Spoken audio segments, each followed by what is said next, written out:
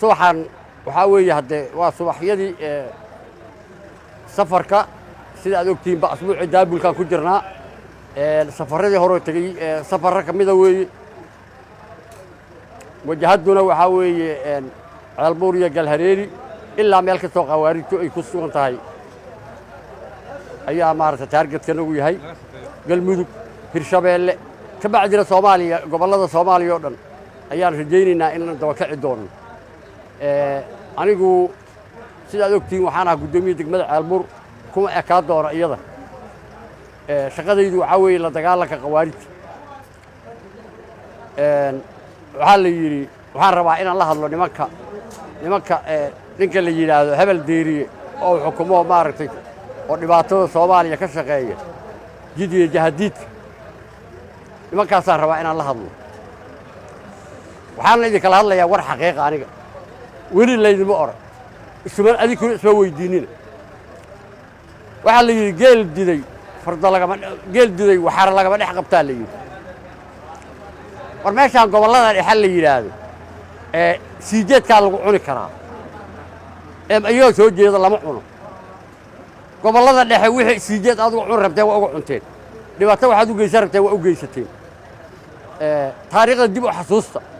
hadda iska baxa hana suginnina iska baxa wixii doomankii laydinku keenay iyo meeshii laydinka soo baray dhibaatada ummadda soomaaliyeed ordaha aada iyadii aada ku celiya dhibaatada adinkaa garanaysaan soomaaliya ka daaya dhibaatadaba uma noqoto gobollada dhexaan idiin sheegaya waxaa idinla dagaalamaya waa ururka USC runtaan idiin sheegaya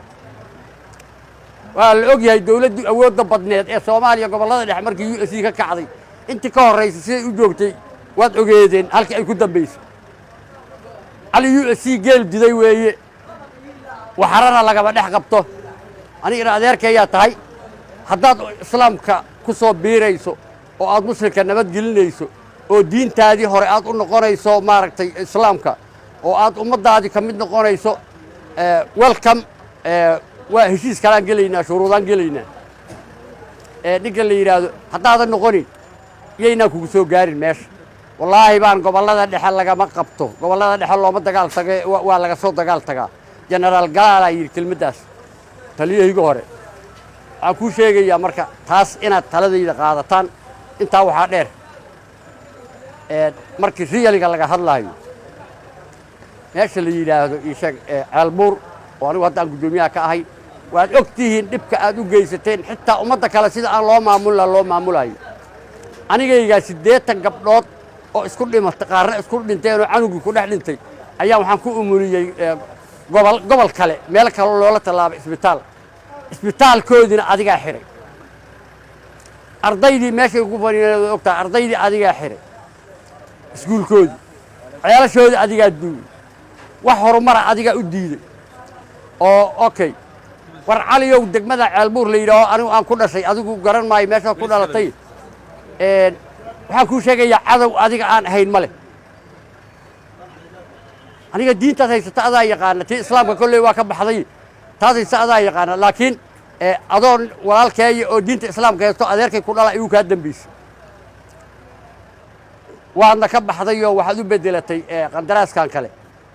waxaan kuu sheegayaa degmada ceelbuur intii aad dhibaato u geysan karta waa u geysatay markaas waxaanu hadlayaa degmada aan anigu guddoomiyaha ka aanu hadlayaa dadkoodana waad ogtahay inaad asaagood ka reebtay isaga baxaan ku leeyahay haddaad igu sugto soo maaha waa ka bixe insha allahu tacaalaa cadow baa soo socda ee cadowga difaaca waxa tuulooyinka ha ku beerlaxusan waa kula joogaa tuulooyinka tuulo kastood cadow waa soo socda aad u sheegaysa waa kula joogaa waa nuur fooli ninka kula hadlayaa haddaan cadow ha dadka ay garanaya cadowgooda haddaana dadka ay garanaya adiga inaad cadowgooda taana annagaa ku garanayna iyaguna waa ku garanayaan labadannada cadowga ninka u ah iyagaa yaqaana marka adigu inaad cadowgaa soo socda reebelaaya soo dur etoobiyaan ilama socdo uma oggolayn etoobiya inay dadkayga wax yeelaan in awood lay sheegta mooye waana ka saaray aakhirkii dambe aniga u ahay ninka ka saaray oo la dagaalamayay oo ciidamada etoobiya ku yidhi dadka haddaad dilaysaan shacabka dalka ma anfacdaan bersona noqon karaa dacali waa kuu sheega haddanba kuu sheegaya lagama doonayo meeshaan bifadlag isaga bax maanta annagaa soo soconna cadowgoodii ma nihin aqal kasta ee ku dhisan degmada ceelbuur wiil ka socdayaa socda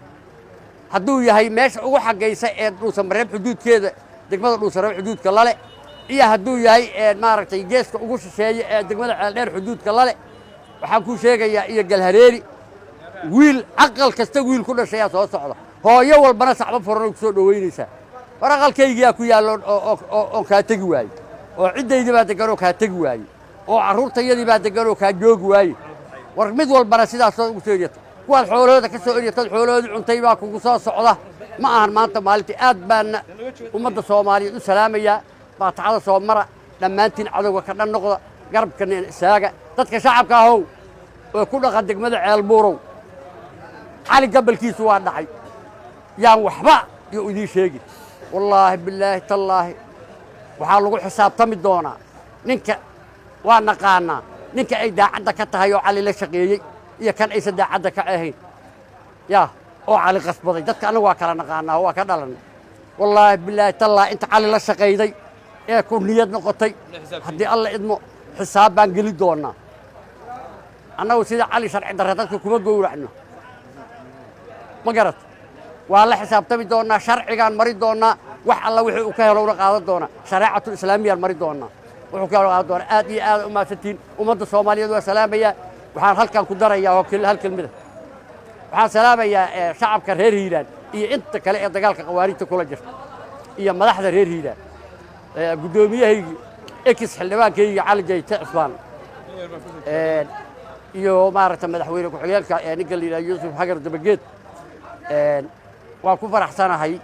waa ku garab taaganahay dagaalka ay ku jiraan waa kula joogaa caliyow shalay haddaad i weyday shalay haddaad i weyday caliyow waan kula joogaa maantay waadna i garanaysaa inaan maaragtay markaan kuu imaad wax kuu bedelmi doonan rajadaadana waan ogahay in badanna waa wadadan caliyow maanta waan kula joogaa garabkaaga la galo reer hiiraano waxaa leeyahay guul ninka la yidhaahdo cali dheere waxaan u sheegayaa cali kaasaa noo ballana waanadayda haddaad qaadatana waa waanadii kama dambaysa ahayd weeye anigu haddaan dhinto anigu haddaan dhinto waxaan ku dhimanayaa diinu islaam waxaan ku dhimanayaa shahiid waxaan ku dhimanayaa ana u socdo aqalkaygii waxaan ku dhimanayaa adigoo gaal oo aqalkaygii iga hor taaga ma garat diinta islaamku waa ogta aqalkaygu meeshuu ku yaalla hadda ka hor waa tii beebaha aad ku dhufatay maalintaad meersiisa igu imaan weyso aad beebaha la dardarsiiyey tii aqalkaygii waxaan kuu sheegayaa ninka la yidhaahdo anigu aqalkaygii baa u socdaa kan aqalkiisa u socdaa kan aqalkiisa u socdaa kan aqalkiisa u socdaa guriga hooyadiisa oo xanuunsan buu u socdaa intaa oo adigu aad diinta islaamka markaad ka baxday aad ka saartay oo kaa tegi weysay ayaa maanta socotee isaga bax marka aqallada islaameed wasalaamu calaykum waraxmatullahi wabarakaatu